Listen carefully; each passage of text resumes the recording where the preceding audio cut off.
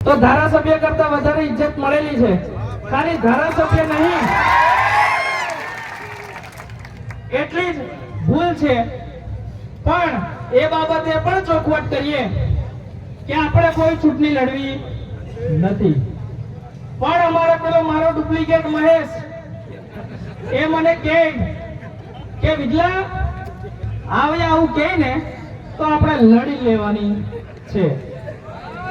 એટલે કદાચ વિજય રાઠવા તો નહીં લડે, પણ આવી હળીઓ કર્યા કરી અને અમને અનુભવ થયા કે ના તમારે આરામની જરૂર છે, તો આવનારી 2025 તાલુકા પંચાયત અને જિલ્લા પંચાયત અમે કંકુના કરી નાખીશું। 1000 છોકરાઓ છે, 26 તાલુકા પંચાયત, એમાંથી 18 એસટી, 8 બીજા સમાજની, આજે તો બીજો સમાજ જોડે છે, પૂરું કરી આલું।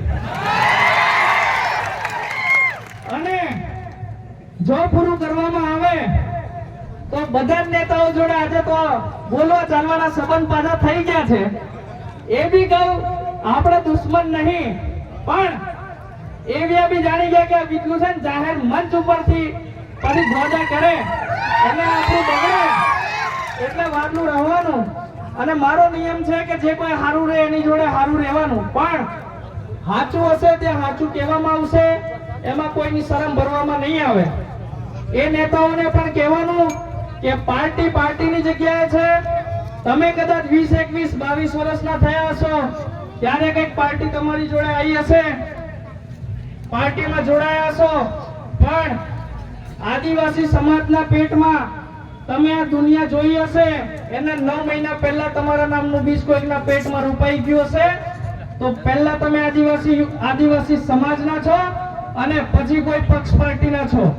તો એ બધા નેતાઓને પણ કહેવાનું પક્ષ પાર્ટી તમે તમારી રીતે રાખો, પણ સમાજની વાત આવે તો સમાજ જોડે ઉભું રહેવું પડશે। બાકી बुलबुल तू शोर ना कर, अभी बगावतों की रात है, धज्जियां उड़ा देंगे बस कुछ समय की बात है। गुलशन काकाનો આભાર છેલ્લા હજારિયાલી મોબાઈલ મેં બતાઈને, પણ આ ડાયલોગ જ્યારે બી આપણને ચેલેન્જ આપેલી છે ત્યારે આપણે સામેવાળાને આ ડાયલોગ થકી આપણે સંદેશા પહોંચાડેલા છે કે હું તૈયાર છે ડવા, તો હું તાકાત હોય તે આવી દો, પણ હજુ આવલા નહીં મળે। અને એની વાત આવે તો આદિવાસી સમાજને એક વાત કહેવા માંગીશ, લડાઈ હથિયારોની ગઈ, એ સમય ગયો। હથિયારોની જો લડાઈની વાત આવે ને તો આજે ભલે બંદૂકડા છે, પણ તમને વાત કરું 2 દિવસ પહેલાની ઈરાક નામનો દેશ છે, ત્યાં આગળ એક ટ્રાઇબલ ફોર્સ કરીને છે, આદિવાસીઓની સેના। અમેરિકાની જોડે સૌથી મોંઘી બંદૂકો છે, એનું 2 દાડા હોયા કદે ખોટા સાથી ઢળ્યા। કહેવાનો મતલબ હથિયારની લડાઈ આવે તો આદિવાસી સમાજ કોઈ દિવસ કોઈને ગાંઠે નહીં।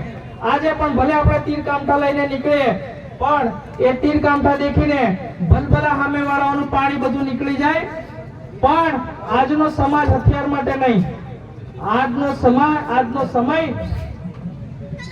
દિમાગથી લડવાનો છે। તમને હું વાત કરું, આદિવાસી યુવા સમિતિ હથિયાર લઈને નીકળતી કે નહીં।